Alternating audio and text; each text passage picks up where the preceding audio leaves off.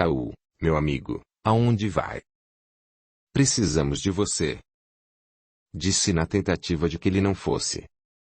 Ele olhou para trás e disse: Fique com Deus, amigo querido. Permaneci no mesmo lugar, chorando muito. Fernão aproximou-se trazendo água e pão e, prontamente, o abracei e contei que Raul havia partido. Sentados, choramos em silêncio. Na manhã seguinte, assim que nos levantamos, fomos contar à população que havíamos descoberto o mofo na igreja, e que, após se expor a ele, Raul morrera muito rapidamente. Eu expliquei que acreditava que a endemia fosse proveniente da presença de fungos, que, também, deveriam estar presentes nos grãos, plantas e casas, pois já ouvira histórias sobre mortes ocorridas na Rússia e na Inglaterra. Decidimos ir embora, pois era doloroso demais permanecer naquela cidade. Entretanto, para nossa surpresa, 3 homens pediram para seguir conosco, e assim partimos os 5 para o leste. Audiolivro realizado pelo canal Surya Chand Audiobook. Aquela visão perturbou meu juízo. Estava perdendo a saúde mental. Guardei para mim. Não queria causar preocupação ou perder a confiança dos meus irmãos. Caminhamos de vila em vila seguindo os princípios dos irmãos franciscanos que eu havia aprendido e passado aos outros. A cada vila que passávamos, novos irmãos se uniam a nós. Superávamos em número a minha primeira caravana. Eu me sentia orgulhoso em poder passar a boa moral adiante. Fernão, meu fiel amigo, ficava cada vez mais empenhado nas missões. Sua energia era inesgotável. Sempre que chegávamos a algum local novo, ele sondava a população para descobrir nosso próximo destino. Tinha se tornado um novo homem. Seguindo para o leste, eu desejava profundamente retornar às minhas origens, mas lutava contra meus desejos para que não influenciasse na escolha dos percursos. Deixei então que Fernão ficasse responsável por essas decisões, que sempre eram sábias. Entretanto, intimamente, torcia para que me levasse aonde eu desejava estar. Chegamos à região de Savoia, fronteira com a Itália, e praticamos a caridade. No momento de decidir nosso novo destino, Fernão sugeriu que partíssemos para Bourg-en-Bresse, localizada ao norte. Aquilo me causou preocupação, pois estávamos muito próximos de minha terra natal e mudaríamos a direção. Desejava muito rever o irmão Humberto e saber de sua saúde. Acabei intervindo sem perceber, eu acabei sendo rude com meu amigo querido. Após notar o que eu havia feito, me senti muito mal. Havia tempos que minha estupidez estava adormecida e eu achava até que tinha perdido definitivamente aquele vício. Pedi desculpas ao pobre Fernão que, por medo, não mencionou mais a possibilidade de irmos para o norte. Agindo mal, consegui o que desejava. Parte de mim estava magoada com aquele episódio, porém, uma parte mais recôndita, estava orgulhosa da conquista. À medida que nos aproximávamos da Itália, senti mudanças significativas em meus pensamentos e atitudes. Era preciso me controlar muito para dominar meus anseios e impulsos, exatamente como na época em que me juntara à ordem. Aquilo me deixou extremamente perturbado. Eu sabia que havia avançado durante todos esses anos de peregrinação e havia me acostumado com as privações, pois meu corpo já não pedia por excessos. Agora era como se eu estivesse voltando ao início e perdendo tudo que havia conquistado. Essas mudanças também se manifestavam no trato com os irmãos da ordem, pois eu estava intolerante, rude e amargo.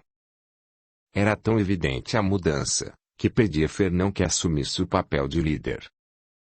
Tornei-me recluso até que conseguisse dominar meus instintos novamente. Passei de um espírito iluminado que ofertava conforto, para um ser triste e solitário. Tinha tanto medo de não conseguir dominar o meu dragão interior que, quando chegamos a Turim, optei por deixar a ordem e ficar sozinho. Após muitos pedidos para que não partisse, eles finalmente pararam de relutar e entenderam que eu estava determinado. Eu sabia que estava prestes a perder o controle, a permitir que meus maus instintos aflorassem. Ao menos sozinho, eu não iria ferir ninguém. Já em Turim, procurei um mosteiro e pedi abrigo. Naquele ambiente de silêncio total, pude realizar minhas reflexões. Jejuei por 3 dias e me mantive em orações constantes, pedindo a Deus que me ajudasse a compreender o que se passava e que me libertasse daquela agressividade que tentava me dominar. Na terceira e última noite de jejum, enquanto eu orava, tive uma visão.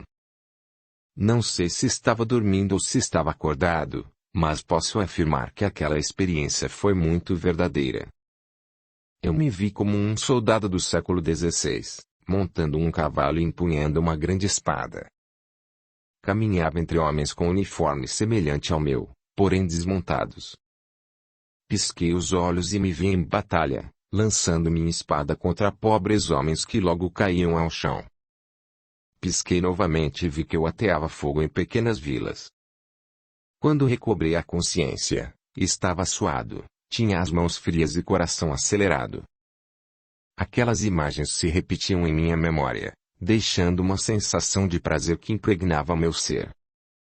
Aquilo tudo era motivo de orgulho para uma parte do meu espírito que estava adormecida e que, agora, se tornava dominante. Quebrava-se, ali, o equilíbrio que eu havia conquistado ao longo de tantos anos e sacrifícios. Capítulo 6. Vive do dragão. Os ímpetos esquecidos de minha personalidade voltaram e se instalaram em meu ser. O dragão fora solto e estava descontrolado.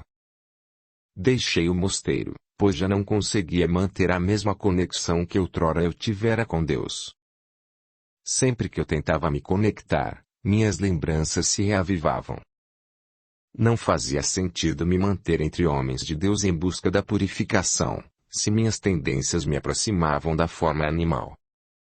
Passei a caminhar sozinho pelas estradas, sem o medo que senti no passado. Havia, sim, uma sensação de desafio e um desejo de enfrentamento. Felizmente, não surgiram ocasiões que me proporcionassem isso. Cheguei a uma vila e fiquei perdido, pois não desejava mendigar. Aquilo começava a me parecer humilhante demais. Entretanto, meu corpo pedia alimento e eu já não conseguia mais dominá-lo como antes. Na feira local, encontrei a oportunidade de furtar comida, e assim o fiz. Fugi rapidamente buscando um local para me esconder, mas minha consciência brigava comigo. Era a primeira vez que fazia isso e senti uma mistura de poder, vergonha, orgulho e pecado. Tantos pensamentos e sentimentos me deixaram muito confuso, e precisei me sentar, pois a vertigem já não permitia que eu seguisse caminhando. Comi e adormeci sobre o chão. Acordei com o sol queimando meu rosto e já nem me lembrava do ocorrido. Decidi procurar um trabalho temporário e, tão logo conseguisse algum dinheiro, retornaria a Bolonha para exigir de meu pai os direitos de filho mais velho. Infelizmente, eu não possuía qualquer experiência ou habilidade, e só consegui um ofício na limpeza de um bordel, o que me feria muito o orgulho. Se abriam, naquele momento, as portas de um mundo para mim desconhecido. Vi situações que me embrulhavam as entranhas e, felizmente, nada daquilo me despertava desejo, pois via as mulheres se exibindo sensuais durante a noite e deprimidas durante o dia. Sentia a compaixão por elas e tinha a vontade de desaparecer dali e, por isso, trabalhei o mínimo necessário para conseguir fazer minha viagem. Quando consegui, paguei a um grupo de comerciantes para que me permitisse ir com eles. Caminhávamos durante todo o dia, da aurora ao crepúsculo. À noite, comíamos e dormíamos. Eles conversavam e bebiam vinho por algum tempo, mas eu consegui manter alguns bons hábitos, e preferia ficar sozinho nesses momentos. Durante as caminhadas, a todo momento me deparava com situações que me despertam o desejo pela violência, a vontade de agredir alguém, mas eu me continha pensando que precisava da companhia daqueles homens. À medida que avançávamos para o leste e nos aproximávamos de Alexandria, passei a sentir fortes dores de cabeça, tão intensas que me causavam vômitos. Minhas noites passaram a ser turbulentas e preenchidas com pesadelos intermináveis. Passava o dia todo padecendo das mais diversas sensações negativas, que iam desde angústia, desespero, agitação, vertigens, dores difusas até suores. Os sintomas eram cada vez mais constantes e intensos. Após 5 dias caminhando em direção ao sul, já tínhamos passado por Alexandria e chegamos a um conjunto de ruínas que pareciam bastante antigas. Havia paredes de pedras mortiças que pareciam ter sido habitações de uma vila organizada. Tinha a impressão de que um número considerável de pessoas vivera ali. Os homens decidiram acampar e, durante o jantar, eu percebi sons e movimentos que mais ninguém viu ou ouviu. Os cavalos estavam calmos, mas, para mim, os sons eram insuportáveis. Ouvia passos, choros, gritos, movimentos no mato, mas o que verdadeiramente me atordoava era a sensação de ser observado. Todos foram dormir e a fogueira estava quase se apagando. Os barulhos se tornaram vozes que aos poucos formaram palavras duras e dolorosas. Elas se tornavam cada vez mais próximas e mais altas, até que ouvi um sussurro feminino ao pé do ouvido, dizendo: imundo. Um frio se espalhou por todo o meu corpo, mas rapidamente foi dando lugar ao desespero. Ao redor tudo estava calmo, todos dormiam e nenhum animal se agitara. A calmaria foi encerrada por meus gritos de desespero. Calem-se, pelo amor de Deus. Saí correndo como um louco, sem destino. Corri o mais rápido que pude, como se isso fosse me libertar daquelas vozes. Parei de correr apenas quando cheguei a uma pequena cidade. O sol já nascia e o silêncio reinava. Finalmente eu havia me libertado daquilo. Quando pensei no que havia feito, não sabia qual direção havia tomado. Estava sozinho e o dinheiro que ganhara havia se transformado em mantimentos que ficaram com os homens no acampamento. Estava terrivelmente aflito diante do que acontecera. Estava desamparado e tinha as faculdades mentais afetadas. Precisava encontrar alguma igreja para receber tratamento contra demônios. Cheguei a uma igreja e contei ao padre o que me acontecera, implorando por seu auxílio. Por ser um monge, fui levado ao mosteiro local. Após muitas orações, fui banhado e recebi vestes brancas e frescas. Eles me deram um quarto, onde havia uma cruz na parede e uma cama de metal enferrujado com lençóis brancos. Deitei-me e fiquei só. A solidão, entretanto, serviu como uma porta aberta para todas aquelas vozes. Não tardou para que elas se transformassem em formas humanas. Mulheres seguravam os braços de crianças mutiladas, famílias de aleijados, soldados pedindo socorro. Todos olhavam para o fundo da minha alma e me culpavam por suas dores e perdas. Meus gritos de desespero se espalharam pela noite, mas eu não podia correr. De repente as pessoas começaram a se encaixar em situações diversas, como se minha mente as localizasse nas lembranças. Consegui me ver queimando casas e vilas, assassinando, estuprando, enfim, cometendo os atos mais odiosos e repugnantes. Despertei com vômitos que me molhavam o corpo já suado e começavam a me sufocar. Procurei me concentrar no local onde estava realmente. Lembrei-me de tudo o que acontecera e comecei a rezar todas as orações que sabia, sem parar, repetindo entre elas: perdão, Senhor. Perdão.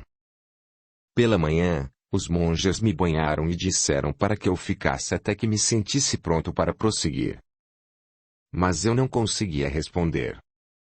Tentava emitir outras palavras, mas só saía da minha boca: perdão, Senhor. Perdão. Percebi que havia perdido o controle sobre a perna e o braço direito. Eles estavam pesados e eu tinha que me arrastar.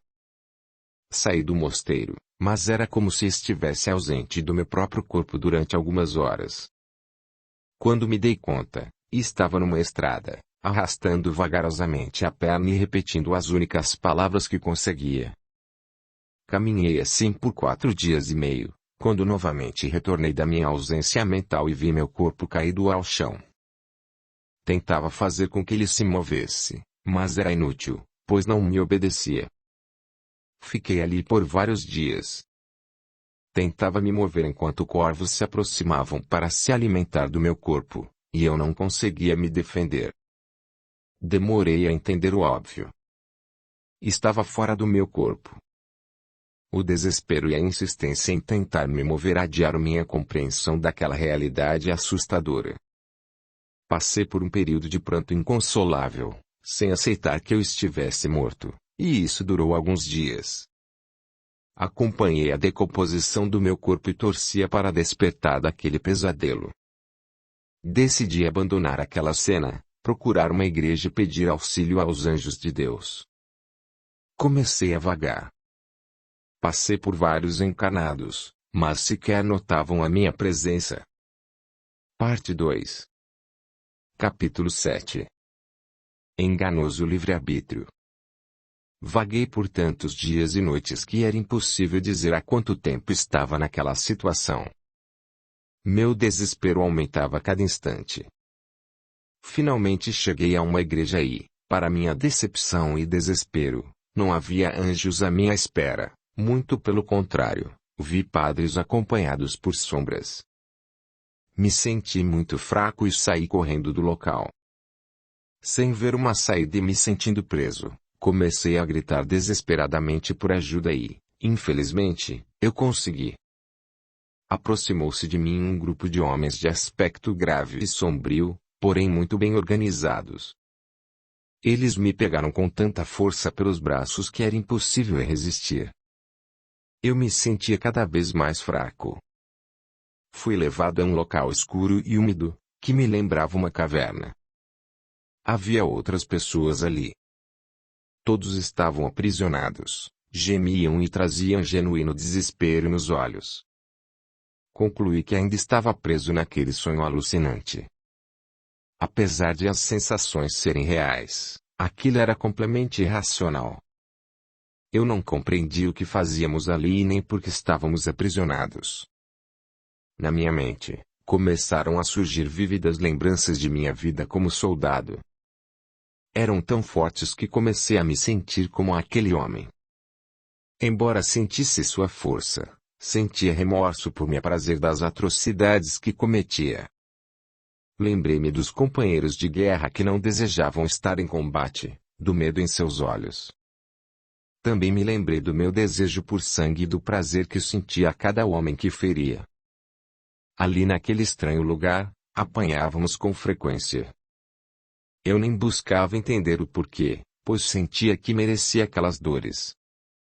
A cada chibatada que recebia, eu sentia uma espécie de redenção. Na minha mente, vinham as faces de cada homem, mulher e criança a quem eu causara alguma dor. Foi uma experiência aterrorizante e perdi completamente a noção do tempo. Aos poucos, o chicote não doía mais e as feições não me traziam emoção alguma. Não sentia mais dor, nem medo, nem angústia ou qualquer outra sensação. Não sentia mais nada, mas sabia estar preso àquele local. Para ser preciso, era como se meu corpo estivesse petrificado. Capítulo 8. Remissão. Impossível precisar quanto tempo passou, mas durante todo ele permaneci imóvel e absolutamente insensível às dores e ao sofrimento. Meus pensamentos se tornavam mais lentos a cada dia, como se minha mente perdesse o controle sobre si. Sem dúvida, havia atingido o estágio mais baixo e negativo de toda a minha jornada. Naquele período, não me lembrei de Deus nem de minha caminhada religiosa sequer por um instante. Penso que se o tivesse feito, meu resgate teria demorado menos. Enfim, tudo isso foi necessário e precioso para me tornar quem sou hoje. Tenho turvas lembranças do dia em que fui resgatado. A escuridão começou a sumir lentamente e retomei o controle sobre mim. Adormeci e acordei já em uma casa de transição.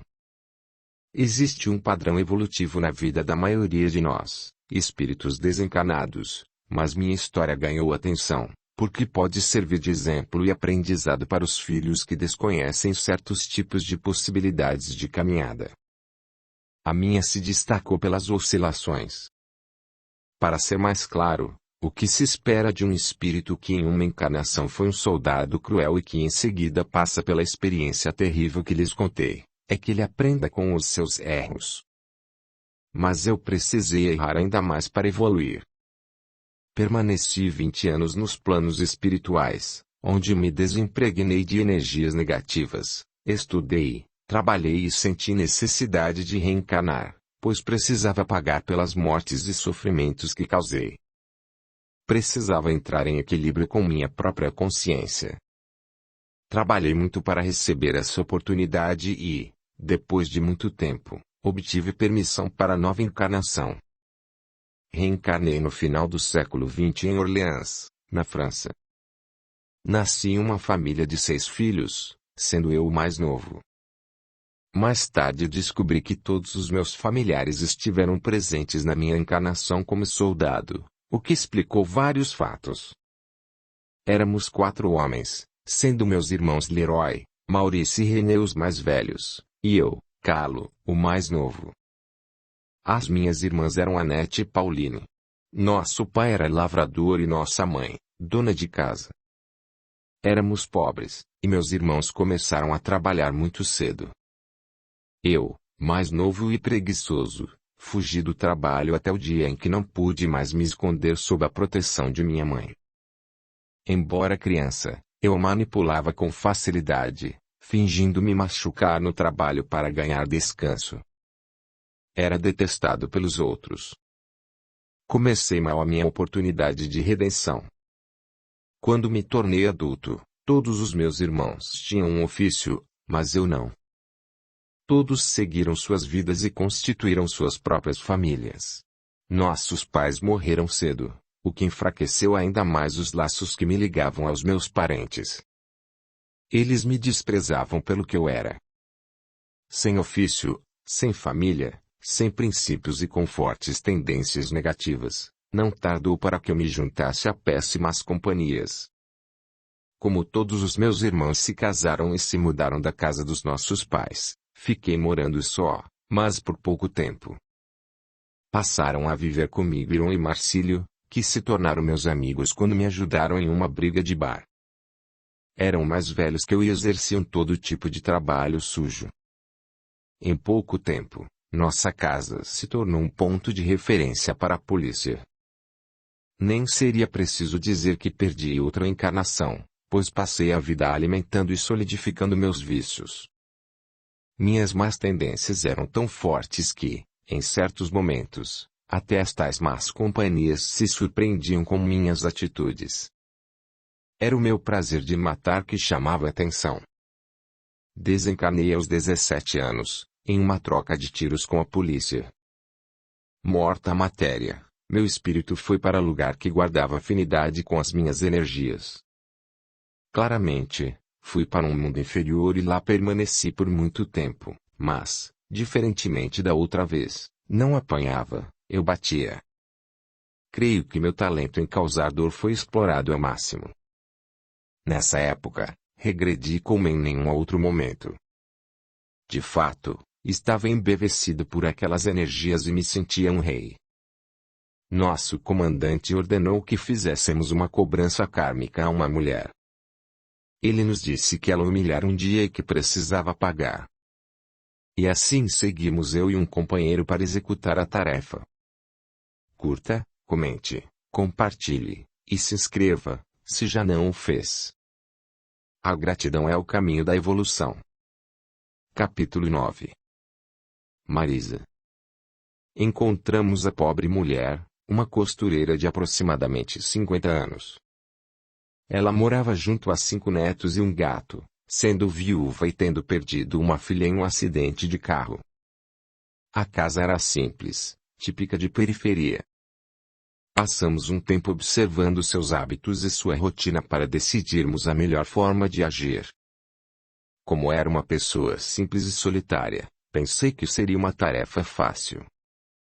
Porém, era uma mulher religiosa, frequentava grupos de oração e rezava várias vezes ao dia. Toda vez que tentávamos nos aproximar ou enviar-lhe uma energia negativa, falhávamos. Após dias de tentativas inúteis, percebi que seria necessário mudar a estratégia. Precisava encontrar um alvo fácil para desequilibrá-la e, assim, escolhi o garoto. O menino Samuel era esperto e inquieto. Tive a impressão de que seria fácil impregná-lo com nossas energias e passamos a acompanhá-lo, esperando o momento certo de agir. Provocamos algumas situações para desapontá-lo com a intenção de baixar o seu padrão vibratório. Confesso que não foi tarefa fácil, pois o garoto tinha a proteção da avó. Entretanto, em certo dia, conseguimos acompanhar o seu espírito durante o desdobramento noturno e o sobrecarregamos com pensamentos tristes e negativos. Na manhã seguinte, o menino acordou prostrado e sem vontade de sair da cama, o que deixou a avó preocupada.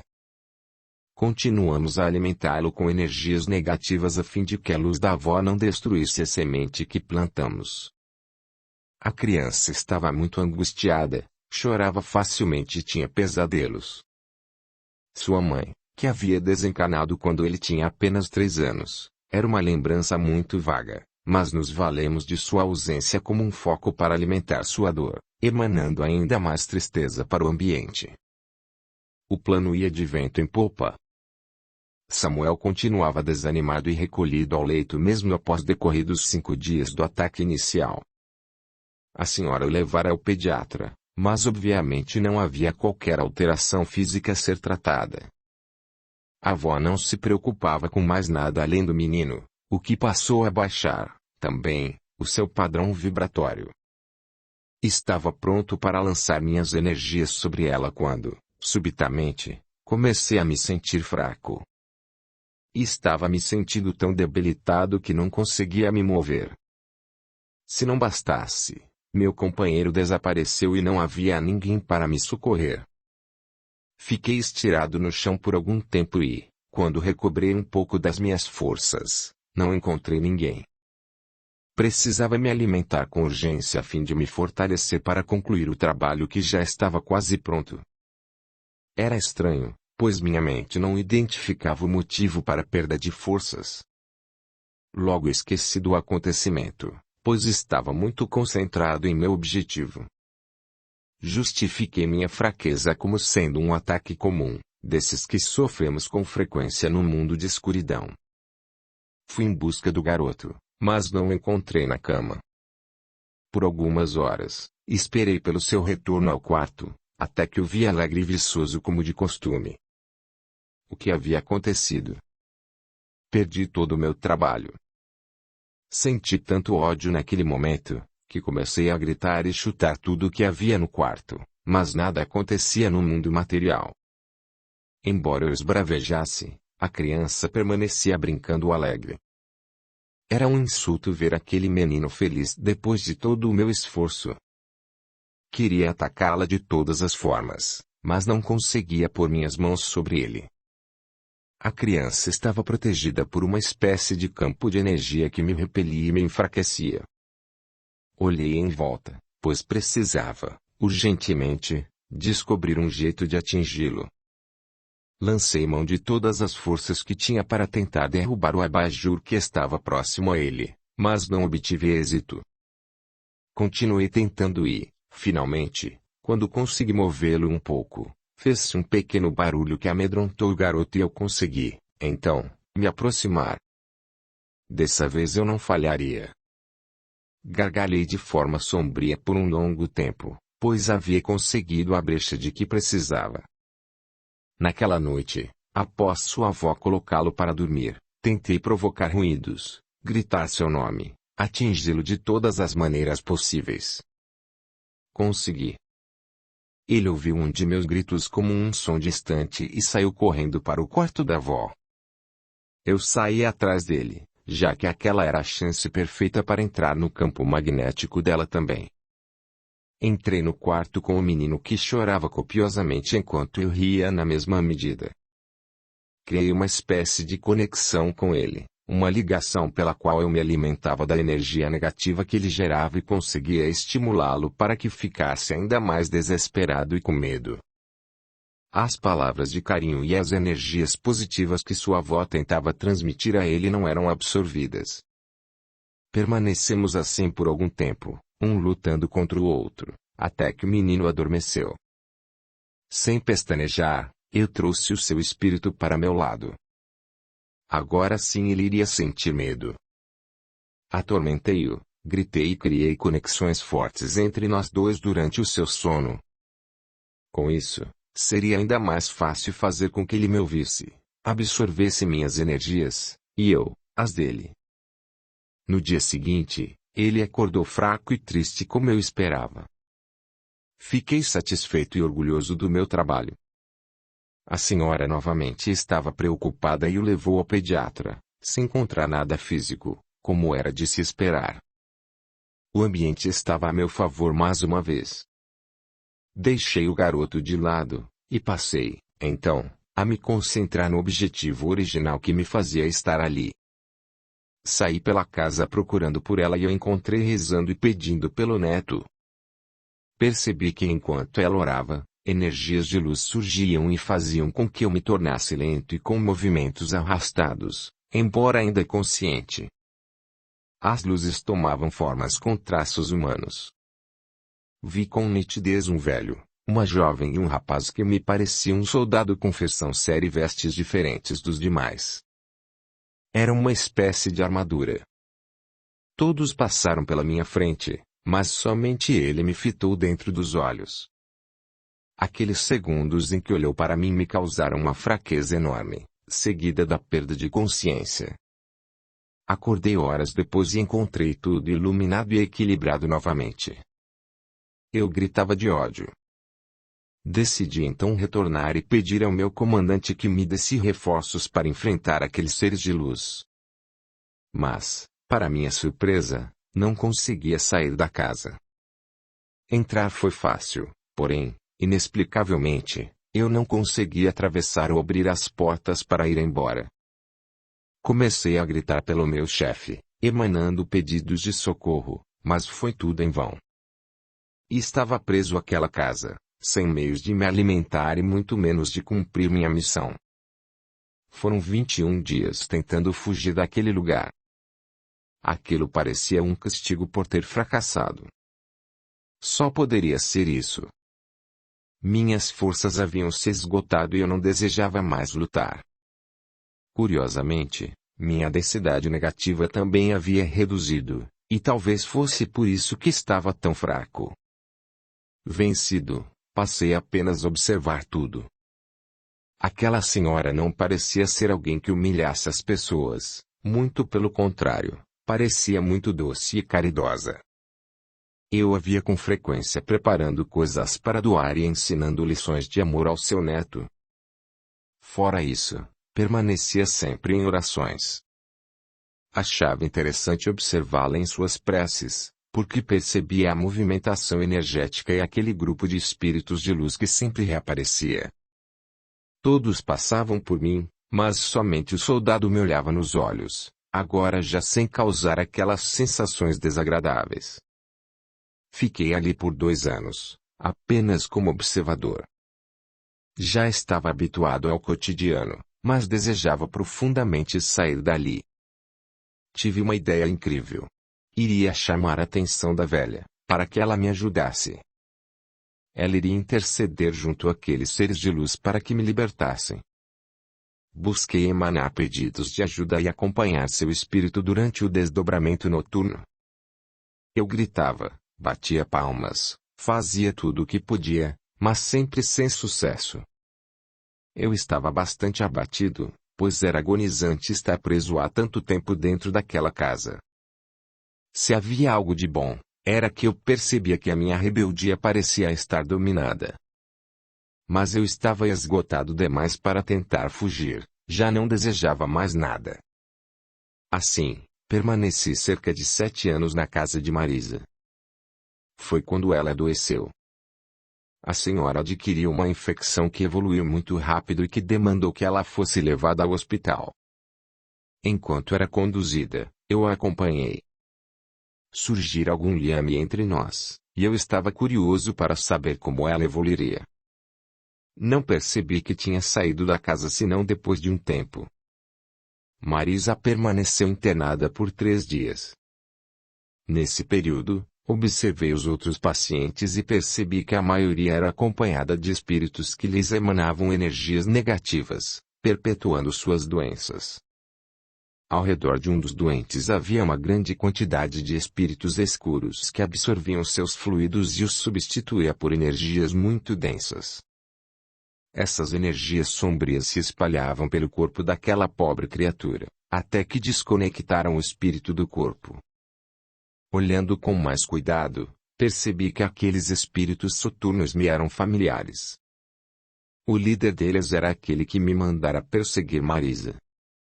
Quando percebi, tive ímpeto de me esconder, porque temia ser descoberto e cobrado pela falha. Em torno de Marisa não havia espíritos inferiores. Na verdade, não identifiquei ninguém ao seu redor.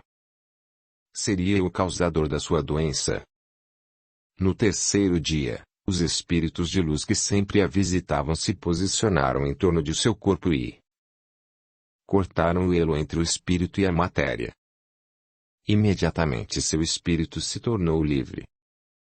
Ela abraçou os irmãos que a cercavam, como se retornasse de uma longa viagem. Enquanto se preparavam para seguir aos planos superiores, meus olhos se encheram de lágrimas. Fiquei emocionado pela beleza da cena, mas também por perceber que estava sozinho.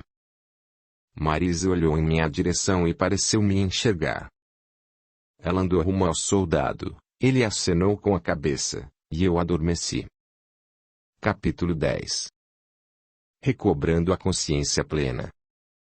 Passei alguns dias adormecido e, quando acordei, estava em um hospital espiritual, o que não foi difícil de perceber, pois ali haviam pessoas saudáveis, felizes e seguras. Eu havia sido resgatado e senti muito alívio por não ter sido reconhecido por meu antigo comandante. Ali naquele lugar eu estava seguro.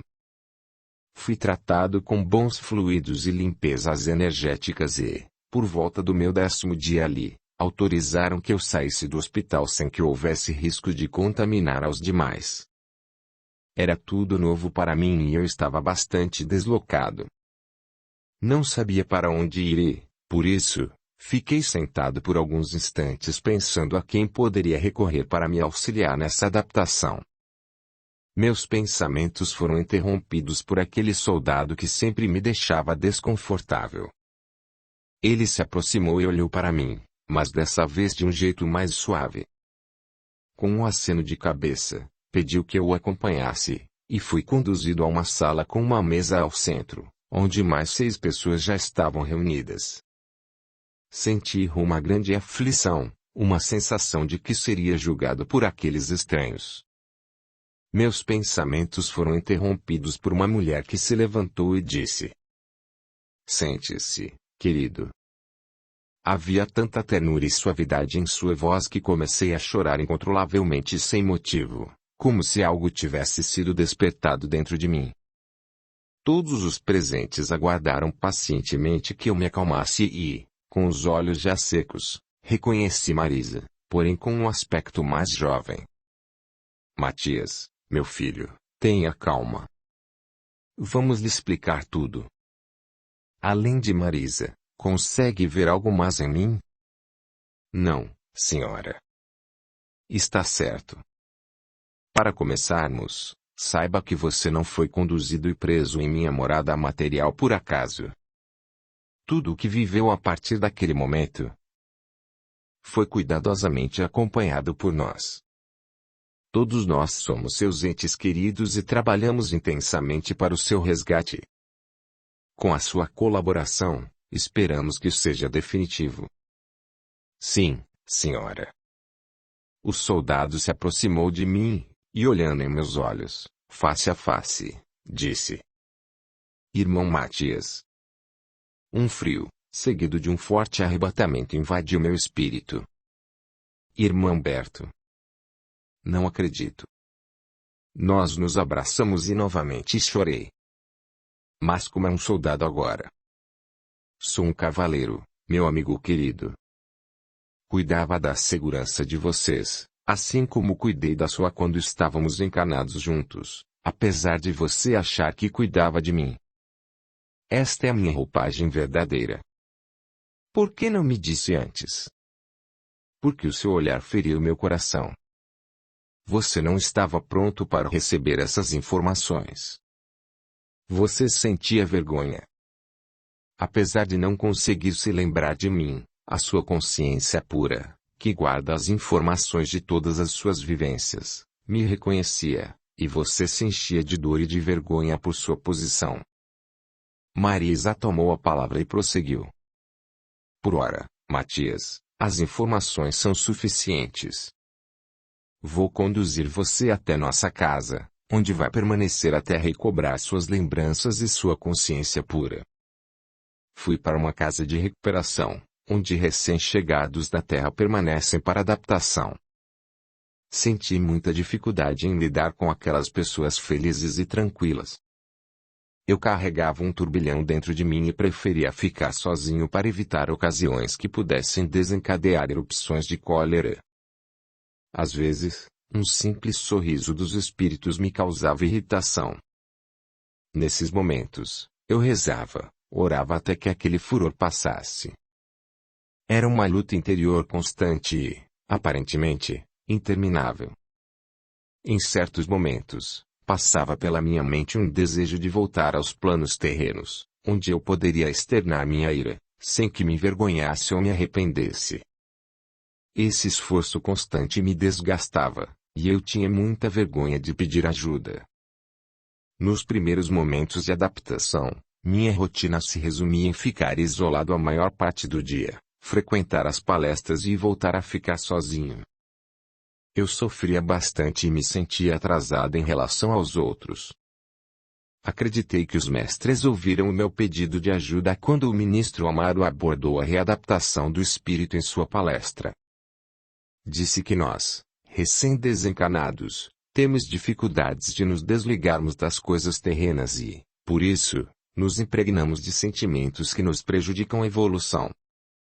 Disse que é importante assimilar a nova condição do espírito, nos desligando do mundo físico. Agora que eu tinha um norte, pensei ter encontrado um meio de lutar e sufocar de maneira definitiva o ódio irracional que eu carregava. Deitei-me em meu leito e cerrei os olhos. Comecei a procurar dentro de mim a fonte que precisava ser neutralizada. Lembrei-me de minhas últimas 2 encarnações com uma clareza extrema, e percebi que a raiz era bem mais profunda, plantada há muito tempo. Tentei extrair lembranças da minha mente, mas o que obtive foram reminiscências vagas e incoerentes.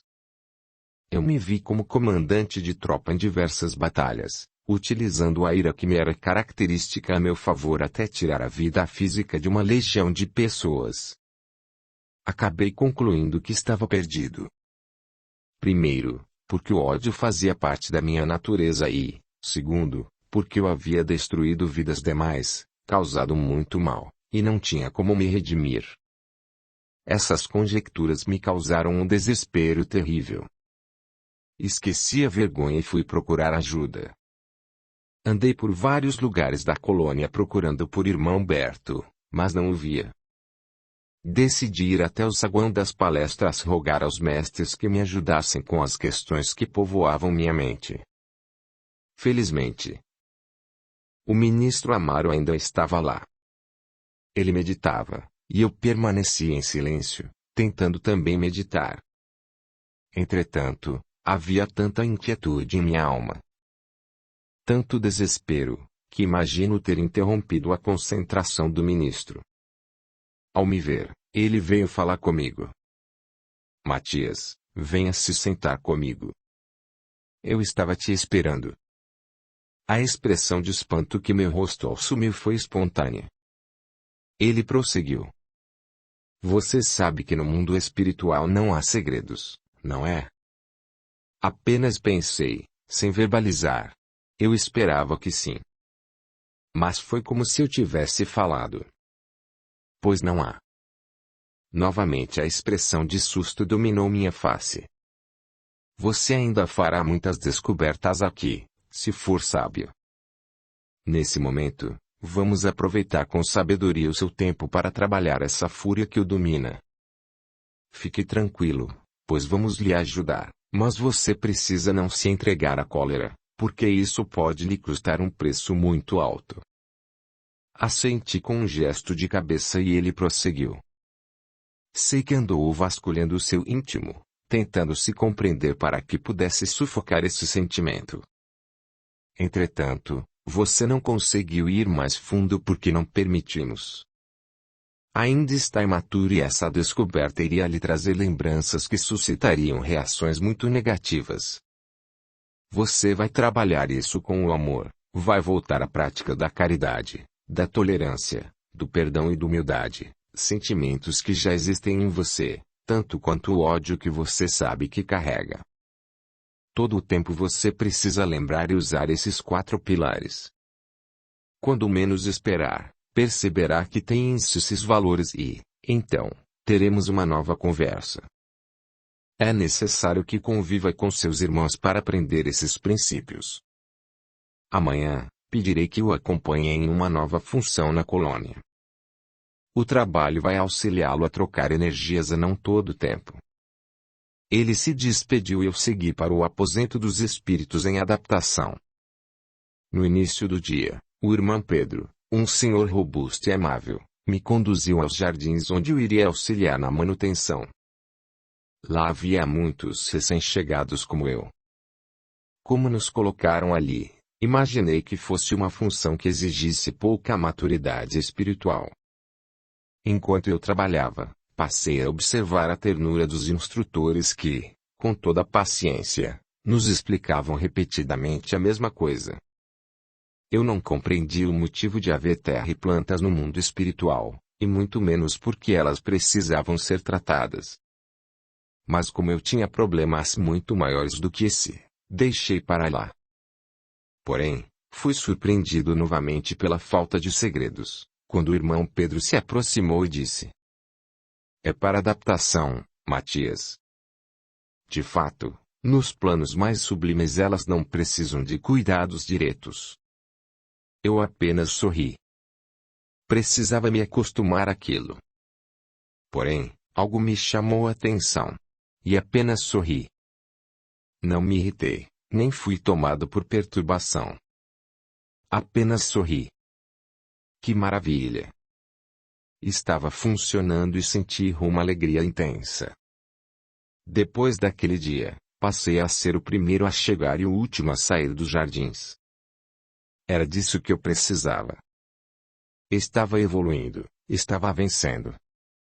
Após 2 semanas de trabalho, fomos chamados a cuidar de outro jardim, próximo à entrada da colônia. Eu não havia reparado como os portões eram belos e grandes, uma magnífica construção. Eu admirava sua beleza quando vi um grupo de homens em formação, passando pelos portões. Olhei para o irmão Pedro que, prontamente, me respondeu. São os cavaleiros, meu amigo. Cuidam da nossa proteção. Mal o amigo terminou a frase, senti uma forte vertigem e perdi a consciência. Quando recobrei o equilíbrio, estava em uma maca e 2 mentores cuidavam de mim ao pé do leito. Extremamente concentrados, emanavam de suas mãos uma luz verde que entrava diretamente em meu plexo solar. À medida que me alimentava daquelas energias, sentia-me fortalecido. Decidi fechar os olhos e me concentrar para ajudar naquele processo. Como se sente, Matias? Abri os olhos. Era um dos irmãos quem me perguntara. Eu me sinto ótimo. O que aconteceu comigo? Mais tarde lhe contaremos, agora descanse apenas. venho chamá-lo ao fim do dia. Permaneci algumas horas ponderando sobre o que me acontecera e refletindo sobre aquela forma de cura que, até então, era desconhecida para mim. Mais tarde, o mesmo irmão apareceu para me buscar. Caminhamos em silêncio até outro setor daquele hospital onde estávamos. Entramos em uma sala com uma mesa e 4 cadeiras. Havia 2 senhores sentados. O irmão que estava comigo se sentou e, após ter sido convidado, também me sentei. O velho diante de mim iniciou. Matias, a sua situação é extremamente complexa. Ainda está impregnado e por isso não lhe abrimos completamente o conhecimento de sua história. Tivemos, no passado, uma experiência dolorosa contigo. Da última vez em que lhe revelamos os fatos, o que se fazia necessário naquela ocasião, você se deixou envolver completamente pelas energias negativas de suas lembranças. Por isso, desta vez decidimos esperar antes de lhe permitir tais recordações. Por enquanto, saiba que sua perda energética foi causada por uma reminiscência ocorrida ao ver os cavaleiros passando. Peço que não tente forçar sua mente a relembrar esses fatos. Não agora, para seu próprio bem-estar. Nossas forças são limitadas para o tipo de proteção de que necessita. Concordei com um gesto de cabeça e fui conduzido novamente aos serviços do jardim. Fiquei tão perturbado com as novas informações, que sequer indaguei quem seriam aqueles homens. Fiquei preocupado e com medo, mas, como fora orientado, procurei não pensar demasiadamente no assunto. Audiolivro realizado pelo canal Surya Chand Audiobook. Capítulo 11. Luta íntima. Vivi em paz nos 2 meses que se seguiram. Estava bem adaptado à rotina e às energias da casa transitória. Não tive lembranças nem sonhos que me remetessem ao passado. A convivência com os outros espíritos era fácil, pois as turbulências que eu carregava haviam sido eliminadas com muita determinação. Tanto que eu sequer me lembrava de que elas já existiram. Tudo estava bem. Eu tinha tido um dia bastante tranquilo nos jardins e estava retornando quando um irmão me abordou e disse que me aguardavam para uma reunião, por isso, eu deveria acompanhá-lo. Caminhamos para o local indicado e lá encontrei aqueles mesmos 3 outros espíritos sentados no mesmo dispositivo. Aquele que me conduzira até lá tomou a palavra. Matias, sente-se. Você foi muito bem em seu processo de readaptação. Por esse motivo, iremos dar início ao processo de retomada de consciência. Você carrega consigo muitas batalhas vitoriosas, mas também muitos traumas e, portanto, pedimos que nos comunique sobre qualquer dificuldade em lidar com essas novidades. Tão logo terminou de falar, o velho que estava em minha frente pediu que eu fechasse os olhos e permitisse que as lembranças retornassem. Obedeci e passei a me ver em várias encarnações, com diversas roupagens espirituais. A memória fluía muito rapidamente, e isso me causava uma leve vertigem. As lembranças me trouxeram as respostas que eu procurava, mas isso se somou a sentimentos e sensações dolorosas. Eu havia sido um cavaleiro espiritual, por isso, ficava tão curioso quando via um. Entretanto, eu não vivia em uma casa transitória, pois era responsável por uma dimensão de luz mais intensa. Comandava outros cavaleiros e, juntos, travávamos batalhas difíceis. Enfrentávamos legiões de espíritos inferiores que desejavam perturbar a ordem espiritual, atacando casas transitórias, causando desastres terrenos ou desencadeando desencarnes precoces em massa. Em uma dessas batalhas em que defendia encarnados, fui arrebatado para uma região negra. Aquela cidade espiritual escura ficava bastante próxima à região onde encarnei como monge, o que esclarecia as sensações que eu tivera naquela existência. Naquele local, vivi momentos de terror e suplício nas mãos de quem eu antes combatia. Fiquei por 60 anos ali, e a dor que eu senti era tão intensa que, Nos últimos anos, meu corpo passou a se petrificar. Nessa oportunidade, fui resgatado após uma missão espiritual em que conseguiram destruir toda aquela região. Meu retorno à consciência foi longo. Precisei ficar 10 anos em um hospital espiritual até que aquelas energias não mais estivessem impregnadas em mim. Os médicos me limpavam e energizavam. Eu dormia, as lembranças retornavam e eu me tornava impregnado novamente. Foi um trabalho árduo. As lembranças daqueles anos de terror permaneceram vivas por um longo período. Quando consegui me equilibrar, os mestres superiores aconselharam que eu reencarnasse, como meio de, finalmente, me livrar totalmente de toda aquela impregnação. Eu passaria por novas experiências e conseguiria mudar o padrão vibratório do meu espírito. Foi então que retornei como soldado e causei várias mortes. Percebi que havia criado uma ligação com o mal, e por conta dessa conexão, eu era facilmente influenciado por desejos inferiores e não ouvia as boas sugestões dos mentores. Após essa encarnação perdida, desencarnei e permaneci 15 anos nos planos negativos, até ser resgatado novamente. Foi um tempo de tratamento bastante longo e, como agora, os mentores enfim me autorizaram a recobrar a consciência. Infelizmente, ao me lembrar das dores que vivi, os sentimentos de revolta e ódio me tomaram completamente, e para que eu não fosse arrastado para os mundos inferiores novamente, os mentores me adormeceram até que eu me acalmasse. Foi necessário que eu encarnasse novamente para depurar meu espírito manchado. Nessa oportunidade, vivi como Matias, o monge. Após recordar tudo, não senti ódio, apenas preocupação com as minhas dívidas e meu atraso espiritual. Desejava retornar rapidamente ao patamar em que já vivi. Os mestres decidiram encerrar a reunião dizendo que em alguns dias me chamaria novamente para que continuássemos a minha recuperação. Capítulo 12.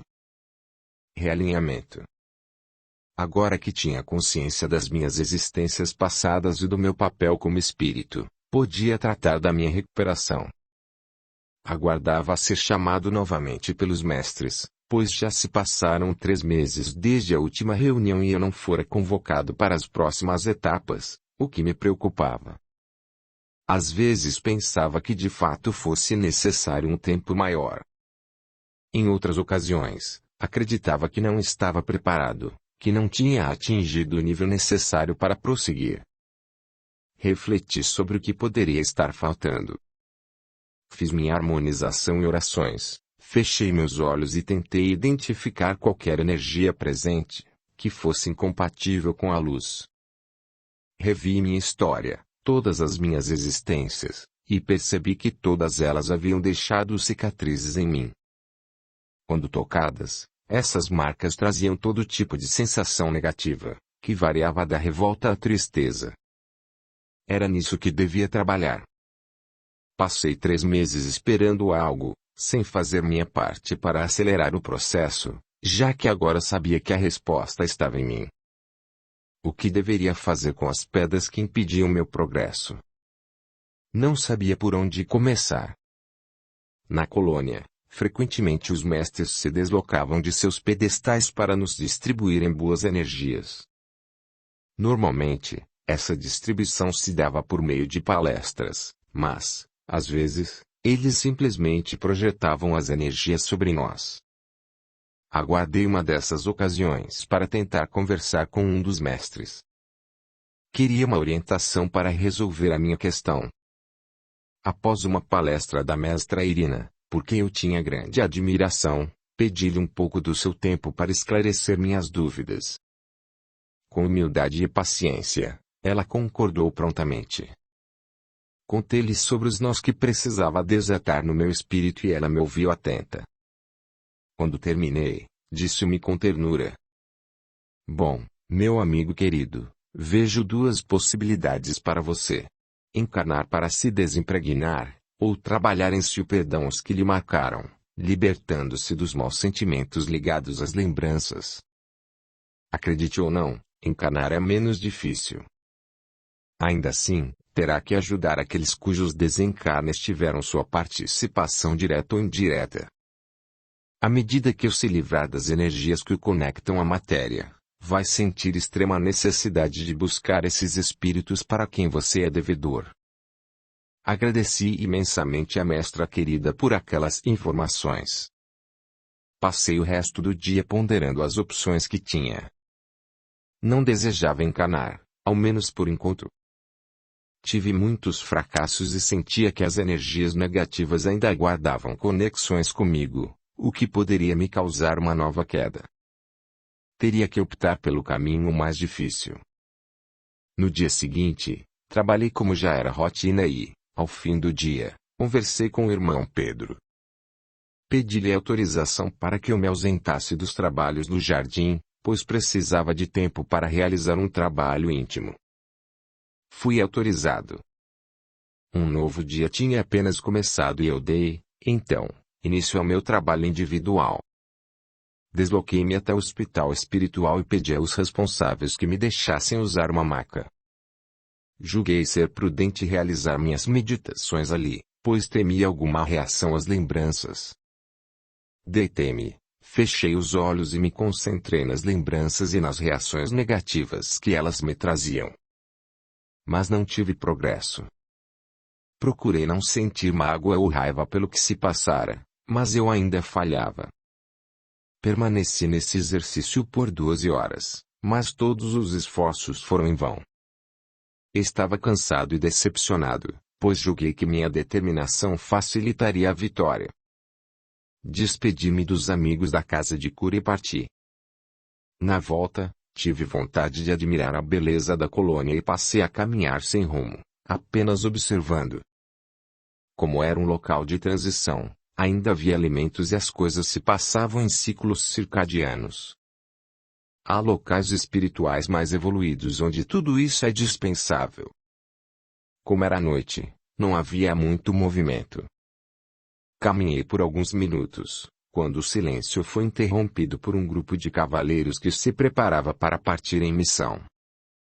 Permaneci parado, observando tudo e me sentindo aflito por não poder estar junto. Aos poucos, a tristeza se transformou em raiva. Passei a me sentir como aqueles espíritos inferiores que haviam me aprisionado e a raiva me dominava. Continuei andando sem rumo, passos pesados e mãos trêmulas. O sentimento inferior tomava proporções maiores a cada instante. Tive vontade de gritar. Eu lutava para retomar o fôlego, quando um amigo do hospital me tocou o ombro. Levantei a cabeça e, sem que eu percebesse, estava de volta ao hospital. Venha, Matias, você chegou na hora certa. Fui conduzido às câmaras responsáveis por nos desimpregnar das más energias. Fiquei ali por 3 dias e, quando saí, me sentia bem melhor. Será que aquele mal havia se tornando parte de mim? Parte da minha essência espiritual? Eu não era assim. Era um espírito evoluído. Porque meus companheiros daquele tempo não me assistiam nessa provação.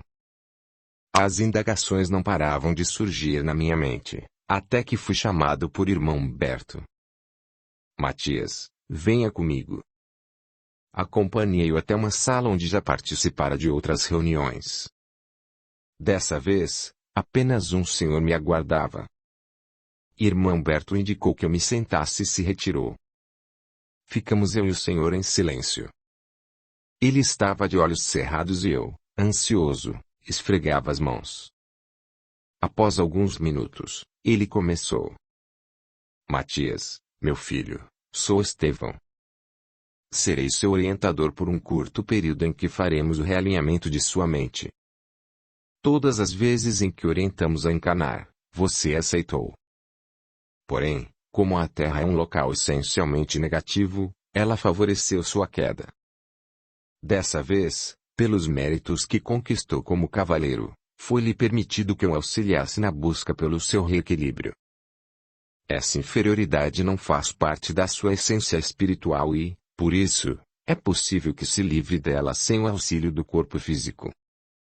Nos casos em que a negatividade é inerente ao espírito, ou seja, quando ele ainda mantém um nível moral inferior, 3 sobrescrito somente a encarnação permite a sua depuração.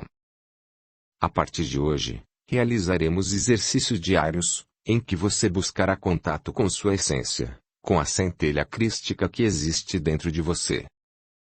Ao contrário do que todos pensam, a conexão com a luz não se faz buscando algo externo, porque ela parte de dentro para fora, identificando a luz do Criador no seu íntimo. Cerre seus olhos e sinta, não imagine. Sinta a presença do Criador dentro de você. Ficamos várias horas praticando aquele exercício. Eu não conseguia sentir nada. A minha mente sequer conseguia ficar em silêncio. Eu me concentrava e, quando percebia, estava distante. Bem, Matias, pelo que pude perceber, teremos que começar o seu treinamento de um ponto ainda mais elementar. Você vai praticar a concentração e o silêncio mental. Vai tentar manter a sua mente vazia e limpa. Quando conseguir fazer isso, retomaremos de onde paramos. De fato, estava desapontado. Desejava muito retornar ao meu pedestal espiritual, ao meu trabalho como cavaleiro e à minha família. Daquele momento em diante, dediquei todo o meu tempo para educar minha mente. Treinava incansavelmente por horas seguidas. Fechava os olhos ou fixava o olhar em um ponto fixo e tentava não pensar em nada. Imaginava que estava andando em uma corda bamba e me concentrava nos passos que deveria dar. Foi assim que, após 2 meses de esforço constante, obtive sucesso nessa luta íntima. Tive certeza de ter conquistado o meu objetivo quando o mestre Estevão retornou para darmos continuidade ao treinamento. A partir de então, todos os dias nos reuniríamos naquela sala e dedicaríamos horas ao meu reequilíbrio. Novamente o exercício seria me concentrar na luz divina que Deus colocou no interior de cada um de seus filhos. Alguns a chamaram de centelha crística, mas, independentemente do nome, trata-se da conexão direta que temos com Deus Pai Todo-Poderoso. Eu conseguia, com facilidade, enxergar uma luz dentro de mim, mas sentir era muito difícil. Sentir o quê? Perguntava Estevão. E ele dizia que quando eu sentisse, eu saberia. Lentamente 6 meses se passaram e eu ainda não sentia. Em minhas orações, pedia que meu tutor não desistisse de mim. Apesar da persistência e do desejo intenso de conseguir, aquilo me parecia inalcançável. Após um dia cansativo de exercícios com Estevão, sozinho em meus aposentos, fechei os olhos em oração e pedi ao Pai que me auxiliasse. Ó, meu Pai, Criador do céu e da terra, peço-vos, com toda a humildade, que me auxilieis a encontrar a minha conexão convosco. Desejo com todas as minhas forças retornar ao meu posto para melhor vos servir. Não vos peço pela vaidade de voltar a ser um cavaleiro, ou pelo desejo que tenho em rever os meus pares, mas pelo amor que tenho em vos ser útil.